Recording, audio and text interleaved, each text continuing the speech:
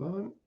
Okay, Primitive Substance. Hello, everybody. Dennis Young and another special guest, Harald Grosskopf, all the way from Germany, a legendary drummer from the Krautrock era, and played with all these amazing electronic musicians back in the day.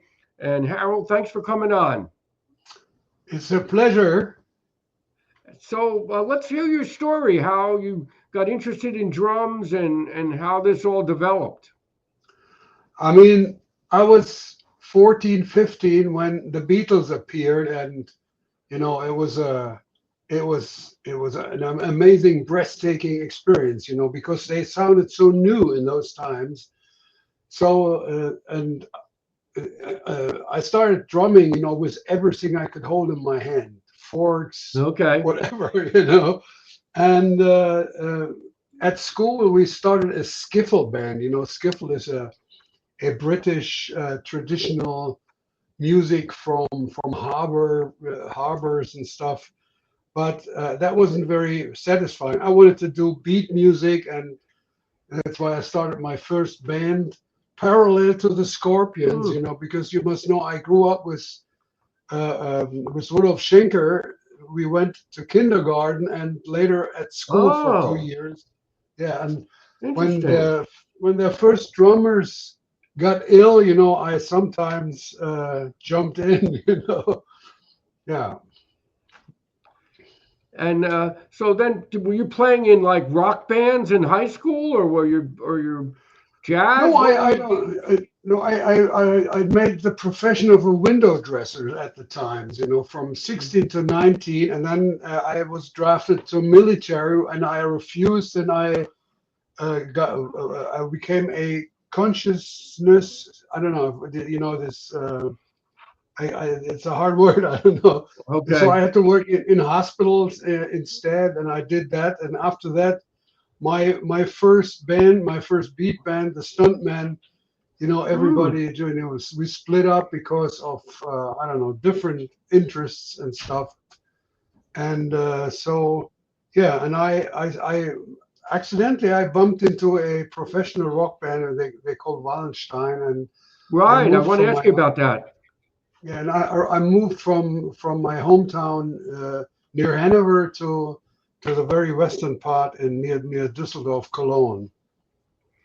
And how many records did you record with them? Was this were you playing out a lot? Four. Yeah, okay. Four records, and then I kind of got bored of rock music because in between I met all these guys from Berlin, like Manuel Göttsching and Klaus Schulze and Tangerine Dream guys, and I really loved that stuff because it seemed so independent, So Right. it was improvised, and it was much more freedom for a musician, and it was very experimental. And we did these Cosmic Courier sessions, and because we all were at the same record company. And that's why I got into that. And in '74, I split Wallenstein and wanted to join Popol Vuh, which Oh yeah, is I heard of them. but I failed because I was a heavy rock drummer, classic rock, and they played with a piano and a very small speaker cabinet for the electric guitars, very soft, and I couldn't cope that. Right. I should have played with jazz brushes, but I didn't have them. So I went back home, was quite frustrated. But a couple of weeks later, Manuel Göttsching, he came back with Lutz Ulbricht from a France tour, and he said, "Hey, why don't you come to Berlin and join my band ASHRA Tempel?" Right. Because Klaus Schulze had left, and Hartmut Enke was not available anymore, and so he reduced the name ASHRA Tempel to ASHRA, and that's why I went to Berlin in '74. No, it's not true, because before that I was living half a year at Klaus Schulze's home. In the north of Germany, And yeah, we produced a couple of records in those times. I know. Well, I first heard Moon Dawn. I couldn't believe that record. It was so beautiful. I mean, I couldn't I believe that. Yeah, sorry. it was one of my favorite records, electronic records of all time. I mean, it just got such a flow. Right. And for me, because rock bands, I was used to, we rehearsed a lot and I didn't know how Klaus worked. And so he invited me to the studio in Frankfurt. And then I was been there, but he was late. He came another day later and it took hours, almost 1.5 days to set up the equipment, very Oh relaxed, man. and and he was setting up with which was very unusual. He set up his equipment in the desk room. Usually bands played in little cabins, and Right. so I couldn't see him from my drum cabin when we started recording during one night. And 5 minutes after we started, the music suddenly stopped, and I said, "Oh God, he didn't like it, and it was crap." And Right. so I went back, and he just looked at me and he said, "What do I tell you? You know where we go." And then we recorded in one go, Moon Dawn, floating. One go. Wow. One That one is go, something. and there was no emotional break. There was no mistake. It was just beautiful, and that was a big release, for me as a drummer, because I played more a percussive sort of thing than these Mm. straight 4/4 beats, and yeah, people seem to like it. It's one of the main important album of this genre. I would have to believe that. And you were one of the first to really play with electronic music like this, I believe, right? In the early 70s? Mid I think 70s? so. I think so because sequencers weren't very popular in those times. I had to explain, rock music and friends who played music what a sequencer is. And a lot of drummers I knew, they got very insecure when they heard a metronome, or a Right. straight beat, a machine beat. But for me, it was thrilling. I got goosebumps when I entered Klaus' cellar when he switched on his sequencer. I can imagine. The groove was so amazing, was so different from what I experienced in rock bands, so that I have to be involved in that music. And then I got the invitation from Klaus for Moondawn, and Now, yeah, the music just evolves, it starts and then it just keeps building. That's what I noticed yeah. about his music. And you're playing too. It's fantastic how you were able to adapt. It's not easy for a drummer to play to a sequencer. I mean, that takes skill.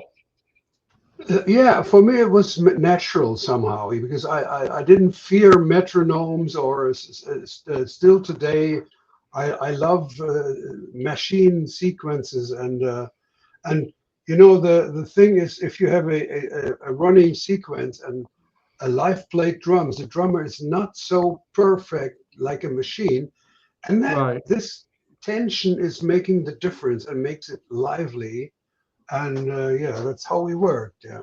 Yeah, you brought the music alive. Now, he had a lot of keyboards, right, that he was programming or playing live at that point? He was sitting on the floor and turned his back to the audience, which was very unusual. It was like a church situation a little bit, and he loved that, sitting on a flocati, hippie style Yeah. carpet, and performed what he did. Yeah, and in those times it was quite difficult. I really loved to join on stage much more than we did, and because it Mm, was very difficult, I think he it was too complicated because if you want to receive a nice drum sound, you need, I don't know, 10 mics at least, and you need right, somebody right. who can cope with it. These days now, you have an electronic drum kit and you can program just by pushing a button and have a nice sound. And in those times, it was difficult, and I think that's why we don't get so many times on stage together. That's too bad. How many records did you do with Klaus? What would how many? I think four. I think Well, four. that's Yeah, what I thought. yeah, Yeah, they're all unique. Now you also did a very classic synthesizer record called Synthesist. If we could talk yeah. about that, that's still a cult classic. It really is. It was very, let's say, primitive recorded. I own a 8-track recorder, and I didn't own any synths or sequencer. Which is And there was this musician who phoned me one day and said, "Hey, let's meet. I'm doing electronic music, and I was living in Berlin at the time. Let's meet. I want to show you my music." And we heard his cassettes in his car, and I really liked it. And he said, "Why don't you make solo records?" I said, "Oh, I'm a drummer. Who wants to hear right. drum solos 40 or 50 Yeah. minutes?" And he said, "No. I mean, you worked with Klaus and ASHRA. Why don't you?" Well, I have no idea how that stuff is working, because when we recorded, I just stared at these knobs. It was a myth for me. Yeah. But I said I have a few synths, and I have a recording desk, and you come to my place and you can stay there as long as you want. And after that, you borrow me your 8-track recorder, and that was the deal. And so I started recording from scratch, and very, very simple stuff. And I was very insecure. I had a very good feeling. Sometimes the entire night, blowing dope, drinking Yeah. That gets you in that tons mood. tons of coffee. And at the end, we went to that studio where Klaus and ASHRA recorded their stuff. Right. Right. And so I added some solos and mainly drums. But I was very insecure that the feeling I had as a non-keyboardist, whether the feeling I had when I created that would be transferable to the listeners. Hmm. And I was very, very disappointed, because I just sold 10,000 records. And in those Ah. times, the expectation was 100,000. And these Yeah. days, they would kiss my feet if I would sell such amounts. Well, you went in there, just with a good sense of rhythm, and then you knew how these electronic instruments sounded. So once you had the access to these machines, it came pretty natural to you. Yeah, and I think the naivety, I with the naivety I did that, that is expressed on that album. Yeah, and it's still played today, right? I mean, you had a reissue of Yeah, it, right? And it's still I think still it's the being. for first time already. Isn't that Yeah, something? You never know what's gonna happen. Now you did seven more solo records after that, I yeah, see. yeah. It was, I mean, the thing, it was difficult after I recorded, because I was used to big studios in the 70s, and big studios were expensive, and usually record company paid all what was necessary. right. And so I didn't have the money to rent studios, and studios were dying because of, I think, of the development of CDs and copying stuff. And so record companies, didn't pay for that. So it was quite hard for me to realize another solo records. And then suddenly I met somebody, so I went to his studio, and we did the first record after a long time. And then I met another guy who started with computers and stuff, and that was my chance. I said, okay, now Atari is developing stuff that is usable, but it was not satisfying. It was just MIDI Hmm. and one synth, and no no reverb, no delays, no audio tool stuff. But as soon as it was possible with a computer to record audio signals, then that was my time. And it started like in the end of the 80s, and especially in the beginning of the 90s. And in the return of the century, I started building my studio in my garden, and since then I have this freedom. And 2 years ago, I met somebody who is collecting analog studio equipment, the finest stuff. And he's an electronic engineer and a musician, and everything is mint condition, like 15 reel-to-reel from 24 track and huge formats until small ones. And now what I do is I prepare single tracks and the stems. You know what a stem is? Oh yeah, yes, right. I send him via internet, and we run it through his big Studer desk, and then we record it on a reel-to-reel machine, and then after that we render it on digital formats. Now, do you put this out on vinyl or CD, or is this just digital? Yes. Oh, vinyl and CD.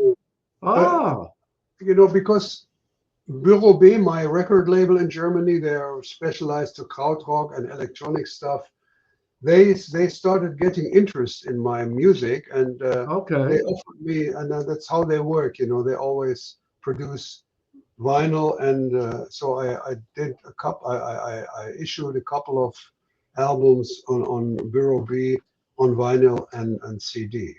Well, it seems like there's a still interest in this type of music. There's a fan base out there, I believe, that loves, especially the analog synthesizer world too. I mean, yeah, I mean, in the 80s, when the access to internet just started. Before that, we had small magazines in Germany, and you just didn't know how people reacted on your music, right? Because German media, in German we have this saying, the prophet in his own country is not recognized.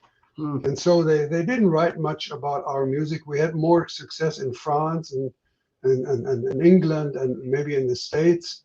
But as soon the internet spread, and I realized how much this music impacted in the entire world, I mean, not as apart from Kraftwerk maybe, but not as not as big as pop music, but it's a very, very popular underground genre. Yes, I believe. Now, did you do anything with Tangerine Dream at all? Did you play any drums on No.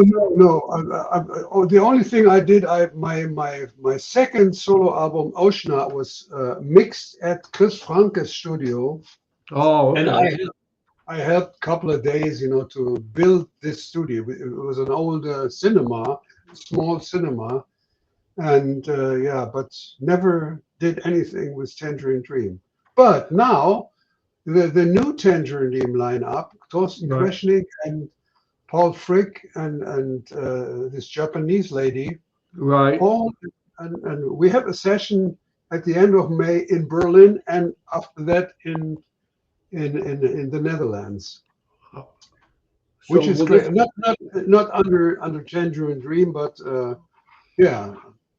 Oh, I want to hear that. When's that going to be available? On 31st of May. Okay, I want to hear that. I'm sure it will be recorded somehow. Did you ever see Can there in Germany play? I met Jacke Liebezeit many times. He was a very nice guy. Unfortunately, he passed away. Yeah, I know. What a drummer! Oh, what a drummer! Yeah, he was so unique and such a nice person. And but I never performed with them. They either were really good or they either were horrible because of improvisation and right. But they created something very, very original. Yeah, I read that in their book, All Gates Open. I interviewed Rob Young about Can, and that's what he said in the book. That they said that they were really, really good, or didn't click. Yeah, there was this German pop musician in the 80s who recorded at the inner space studio of Cannes, a huge cinema, and it was the walls were covered with old army mattresses, Oh, you gotta love it. But in the and there was a hippie corner was a sofa and chairs and stuff and but very very good recording equipment in the middle of that room. There were no cabins and that was very so they had to set microphones and to get the right dynamics in between, and that was and René Tinner who recorded them. Yes, he was a very good recording engineer too. He still is. Imagine.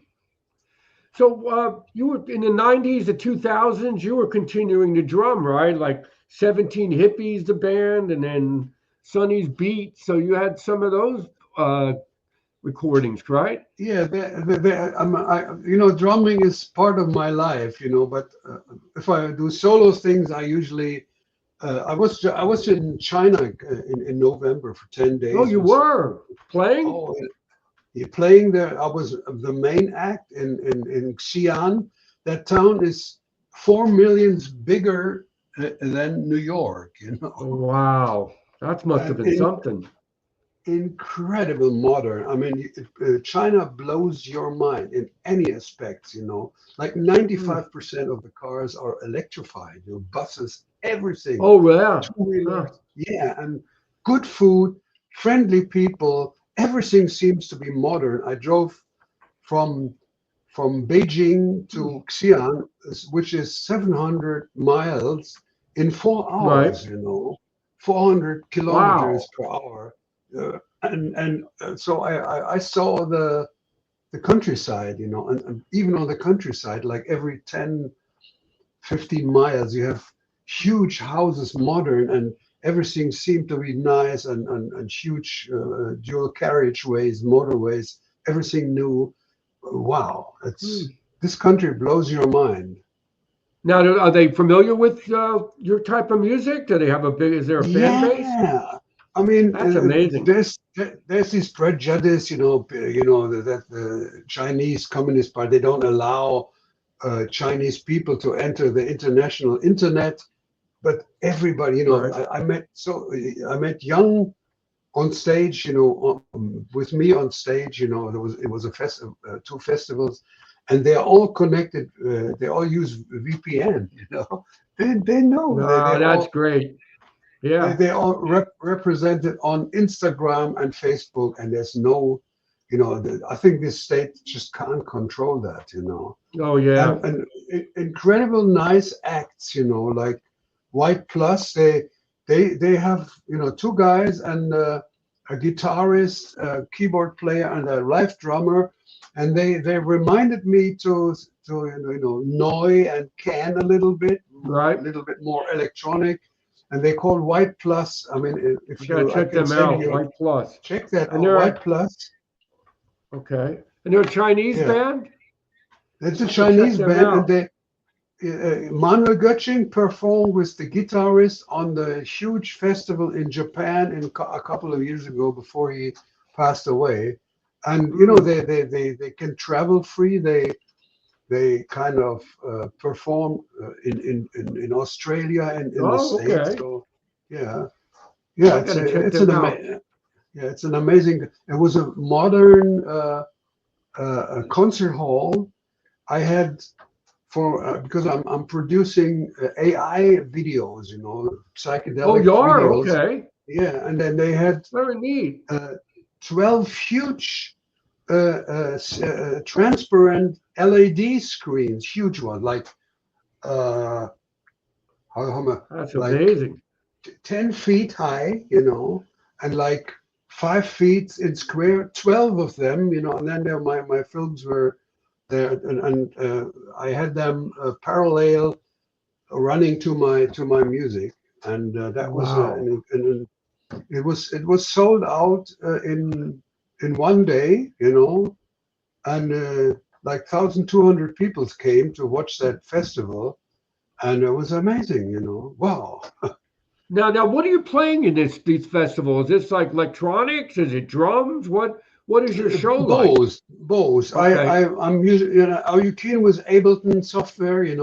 I'm using Ableton, which is loop based, Right. but and then I improvise solos on that, and sometimes I have two DD12 from Yamaha, which is drum pads with 12. Right. I know those. I have Right. two of them, and then each has 5 combinations times 12. So I have Okay. 200 different sounds, and I drive them. I let them run through a delay, which is in time with the music, and so that's what I was dreaming all my life.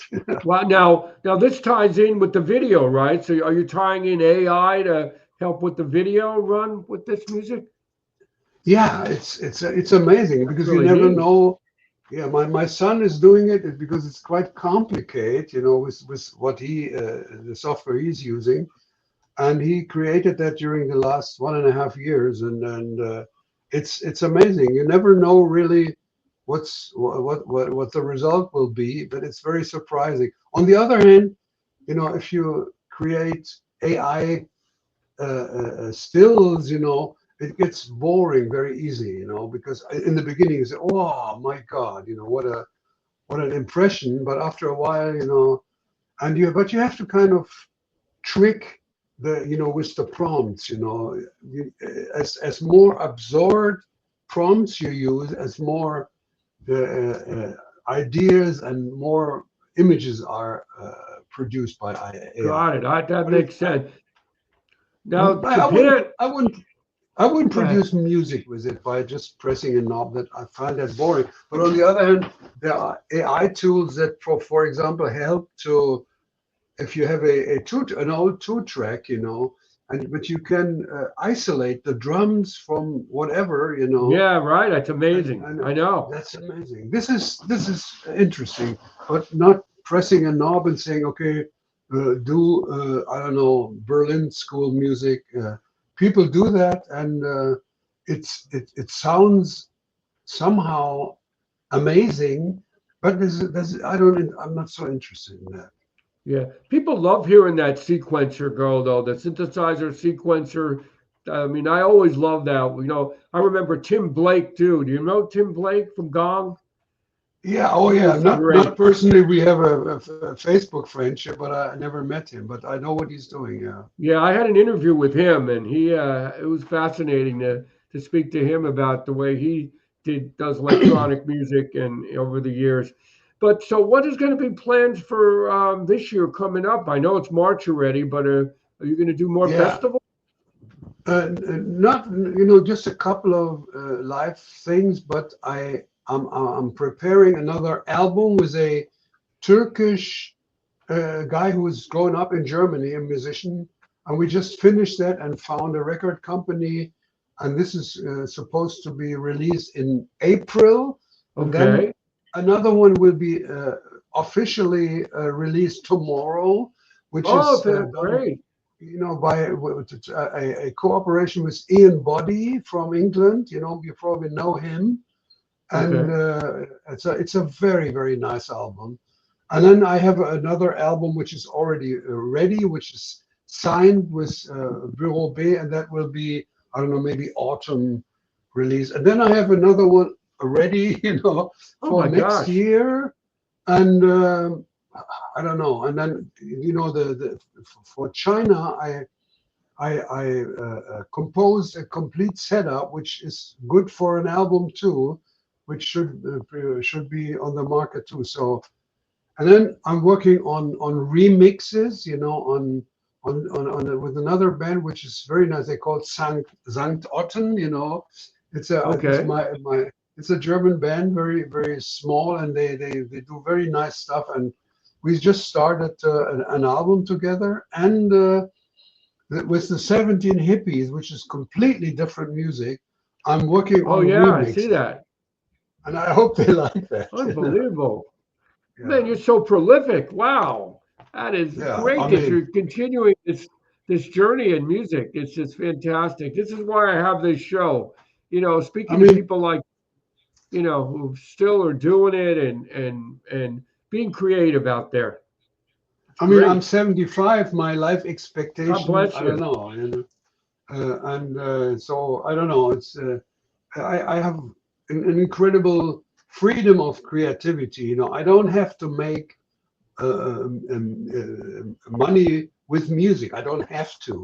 Well, Which is yeah, that makes yeah, it, if you're doing it because you love music, that's yeah. such a big difference. And that seemed to pay, because authenticity is what it's all about, because that, Exactly. I agree. when it's coming from your heart, it touches the people's heart, and that's why when they're probably going to buy the stuff, Right. Now, That's fun. where can the viewers find all this music that you have? I mean, is there a specific site where? Bandcamp, yeah, Bandcamp, but there's two Bandcamp, Harald Grosskopf. One is from Bureau B, and they sell the stuff I have Okay. on their label. But I have Okay. another one which is Harald Grosskopf, the number one, just number one, Okay. and that's my side. There are several albums you can download, or I have a couple of vinyls left and a couple of CDs. I'm not a very good businessman, so Ian is very good in that because he has a little record company. But for me, always making music was much more interesting, and sitting there every Well, day working 5 hours to sell records. yeah. Well, that. Your job is really to make music. Let the business person handle the vinyl and the Yeah, CDs and the sales yeah, and that's. But you've got the freedom now to be still creative. That's really great. I want you to send me yeah, maybe some the links that you spoke about because I want to put it in the description of the interview we did. So the yeah. viewers out here, I have a big base of fans that love progressive music, electronic music. So I hope we can talk again someday when maybe a year from now, whenever. I'm sure you're gonna have a lot more out. I can send you the links, which are interesting. That would be great. And then I'll put Yeah. it in the description. Well, Harold, it's been a real pleasure and honor to speak with you. I loved your music over the years, the stuff with Klaus Schulze, Synthesist, and now you're doing more music. It's really great. More music than ever, really. That's It's amazing. amazing. Well, Hey, it's a testament to your creativity and drive to keep it going, and you're doing it because you love music, and that's yeah, always important. not So so anyway, so many, not so many yeah, left of us these days. So I know everybody. I felt bad when Klaus Schulze passed away. That was a oh big yeah, blow, yeah. and so we're losing a lot of people. But you're still here and still doing it. So anyway, pleasure speaking with you, and have a good rest of the day out there. Thank you, Dennis. Same to you. Oh, thank you. Thank you for coming on. Bye. Have a good day. Bye bye. Bye. Bye. See ya.